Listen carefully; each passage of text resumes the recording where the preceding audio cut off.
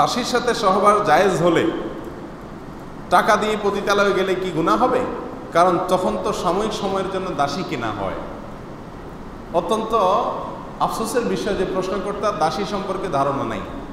কৃত দাসী, সাধারণ দাসী না, কৃত দাসীর সাথে সহবাস করা জায়েজ আছে, স্ত্রীর মতো আচরণ করা জায়েজ আছে। কার জন্য? ওই কৃতদাসীর যে মালিক তার জন্য। কৃতদাসীকে তিনি মনে করেছেন কৃতদাসী মানে হলো বাসার কাজের লোক, নাউজুবিল্লাহ। কৃতদাসী হলো যুদ্ধের পরে, মনে করেন মুসলিমদের সাথে অমুসলিমদের যুদ্ধ হলো, সেই যুদ্ধের পরে পরাজিত যারা, তাদের মধ্য থেকে যারা বন্দী হয়ে চলে আসছে, যুদ্ধবন্দী, এদের মধ্যে পুরুষদেরকে বলা হয় কৃতদাস আর মেয়েদেরকে বলা হয় কৃতদাসী। তাহলে যুদ্ধবন্দী হিসাবে গ্রেপ্তার হয়ে কোনো একটা পক্ষের হাতে না আসলে তাকে কৃতদাস দাসী বলা।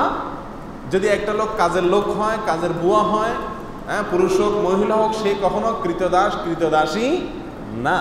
কৃত দাস কৃতদাসী যাকে ক্রয় করা হয়, বিক্রয় করা হয়, এই অপশন আছে। এখন কৃতদাসী যদি যুদ্ধবন্দী হিসাবে আসে, যে ব্যক্তির মালিকানায় আসবে, অর্থাৎ যোদ্ধাদের মধ্যে যে বন্টন করা হবে যুদ্ধলব্ধ সম্পত্তিতে, যার ভাগে পড়বে সে তার মালিক। সে চাইলে তাকে রাখতে পারে, চাইলে তাকে বিক্রিও করে দিতে পারে। এ হলো কৃতদাস দাসী সম্পর্কিত সংক্ষেপে কথা। এখানে কৃতদাসীর সঙ্গে সহবাস করাকে ইসলাম অ্যালাউ করেছে কেন?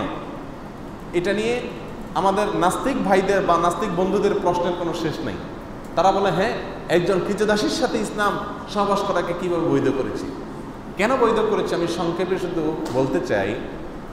মনে করুন বাংলাদেশের মানুষের সাথে অন্য কোনো দেশের মানুষের যুদ্ধ হলো, যুদ্ধে যারা গ্রেপ্তার হয়ে বাংলাদেশের মানুষের কাছে চলে আসলো, তাদেরকে যদি পরাজিত শক্তি যারা, তারা তাদের যুদ্ধবন্দীদেরকে নেওয়ার জন্য কোনো চুক্তিতে আসতে পারলো না, যে কোনোভাবে নিতে পারলো না, ফেরত নিতে পারলো না, এখন এই লোকগুলা যুদ্ধবন্দী হিসাবে যাদের হাতে আছে তাদের কাছে কিভাবে থাকবে?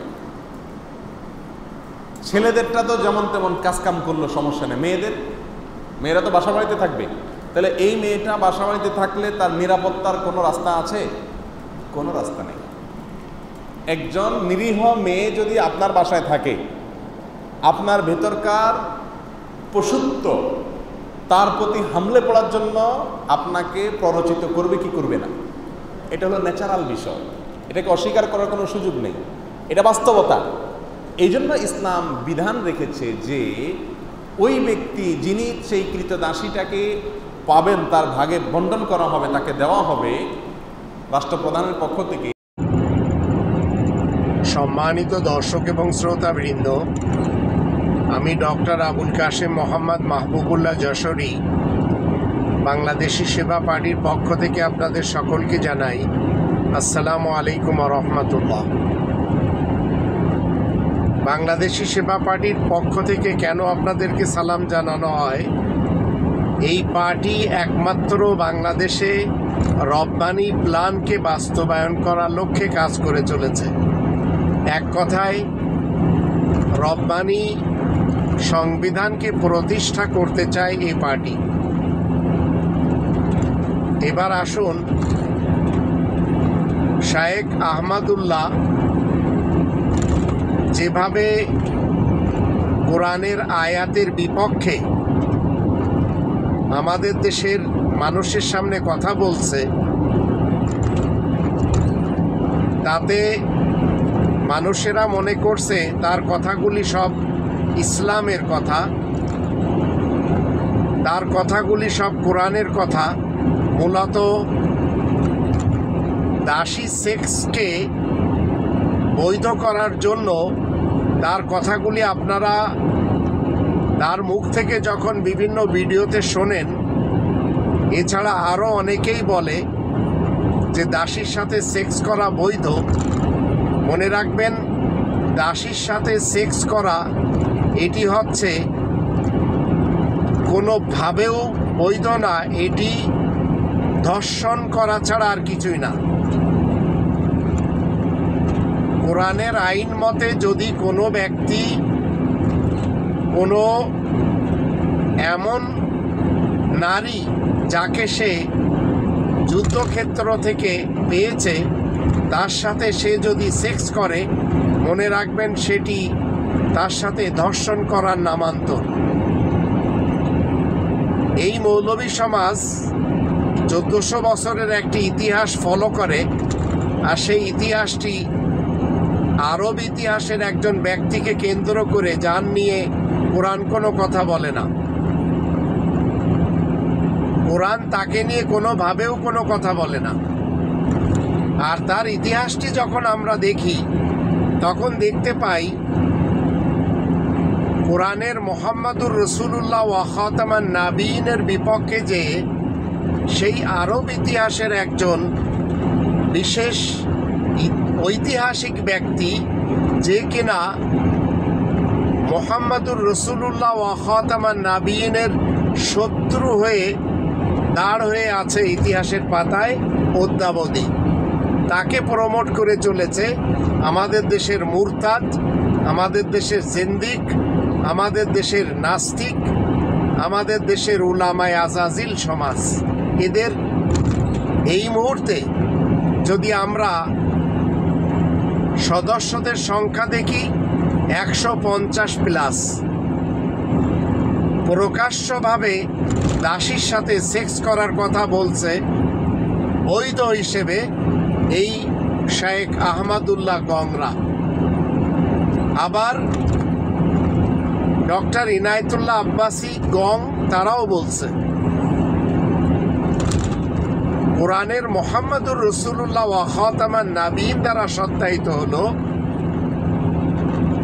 যখন আমরা 4 নম্বর সূরা আন-নিসা এর আয়াত নম্বর 3 যখন পড়ি, সেখানে বলা হচ্ছে ফানকিহু মা তাবা লাকুম মিনান নিসা মাসনা ওয়া সুলাসা ওয়া রুবা ফাইন খিফতুম আল্লা তা'দিলু ফাওয়াহিদাতান আও মা মালাকাত আইমানুকুম যালিকা আদনা আল্লা তাউলু। তাহলে বোঝা গেল মুহাম্মাদুর রাসূলুল্লাহ ওয়া খাতামান নাবিয়িন দ্বারা সত্যায়িত হলো যে আমরা কোনোভাবেও কোরআনের আয়াতের বিপক্ষে যেতে পারবো না। আর কোরআনের আয়াত আমাদেরকে কি শিক্ষা দেয়? মুহাম্মাদুর রাসূলুল্লাহ ওয়া খাতামান নাবিয়িন দ্বারা সত্যায়িত কি? এই আয়াতে আল্লাহ রাব্বুল আলামিন বলে দিয়েছেন একজন মুমিন, একজন মুসলিম কোনোভাবেও কোরআনের আয়াতের বিপক্ষে যেতে পারে না। কোরআনের আয়াতে আল্লাহ রাব্বুল আলামিন যে মেসেজটি দিয়েছেন সেই মেসেজটি হলো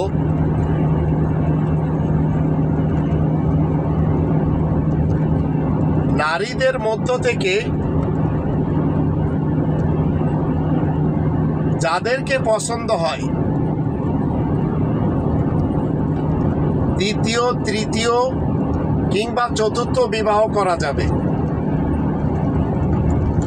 কমপ্লিট আয়াতটি হলো ওয়াইন খিফতুম আল্লা তুকসিতু ফিল ইয়াতামা ফানকিহু মা তাবা লাকুম মিনান নিসাই মাসনা ওয়া সুলাসা ওয়া রুবা ওয়াইন খিফতুম আল্লা তা'দিলু ফাওয়াহিদাতান আও মা মালাকাত আইমানুকুম যালিকা আদনা আল্লা তাউলু।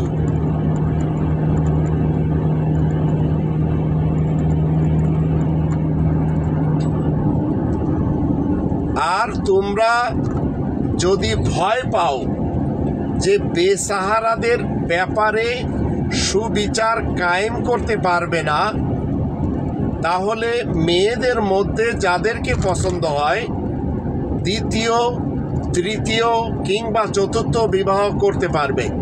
কিন্তু তোমাদের মনে যদি আশঙ্কা হয় যে তোমরা তাদের মধ্যে সুবিচার কায়েম করতে পারবে না, তাহলে মাত্র একজন, যালিকা আদনা ফাওয়াহিদাতান, তাহলে মাত্র একজন, সেই একজন কি? যালিকা আদনা, যারা তোমাদের নিয়ন্ত্রণে এসেছে চুক্তিসূত্রে, এটাই সর্বনিম্ন।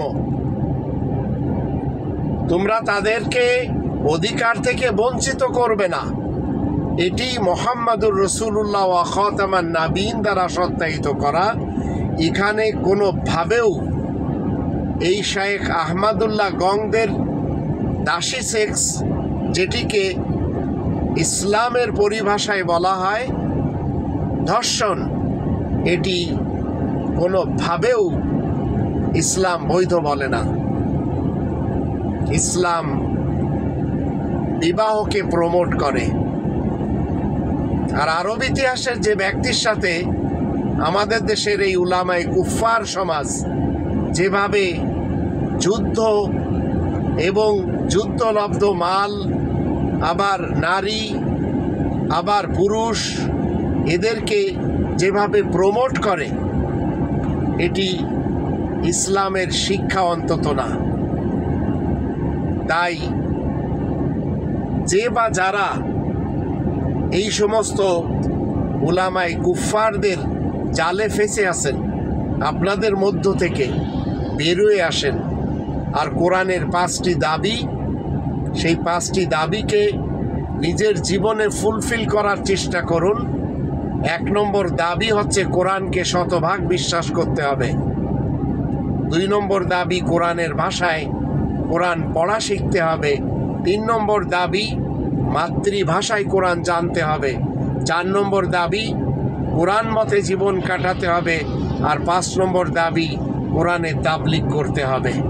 তো যখন আপনি কোরআন মতে জীবন কাটাবেন, তখন কোনোভাবেও আপনি ধর্ষণ করতে পারবেন না, কোনো দাসীর সাথে সেক্স করতে পারবেন না। আপনার ঘরে যদি কেউ কাজের জন্য সহযোগিতাকারিণী হিসেবে আসে, আপনার যদি ভালো লাগে তার সাথে বিবাহ করে নিতে পারবেন। আর যুদ্ধের যে ঘটনা আরব ইতিহাসের বিশেষ সেই ঐতিহাসিক ব্যক্তিকে সামনে রেখে এই উলামায়ে আজাজিল সমাজ বলে চলেছে যে যুদ্ধে গনিমত হিসেবে যখন নারীদেরকে পাওয়া যাবে তাদেরকে দাসী বানাতে হবে, তাদের সাথে সেক্স করতে হবে। এ ধরনের গাঁজাখুরি কথা, এ ধরনের নাটক ইসলামে অন্তত নেই। আল্লাহ আমাদের সবাইকে বুঝার তৌফিক দান করুন। আর এই উলামায়ে কুফফার, এই উলামায়ে মুরতাদ্দিন, এই উলামা সমাজ যারা ইরতেদাদ আনিল ইসলাম, যারা কোরআনের শত্রু, যারা উলামায়ে আজাজিল, এদের থেকে আসুন আমরা কোরআনের দিকে ফেরত যাই।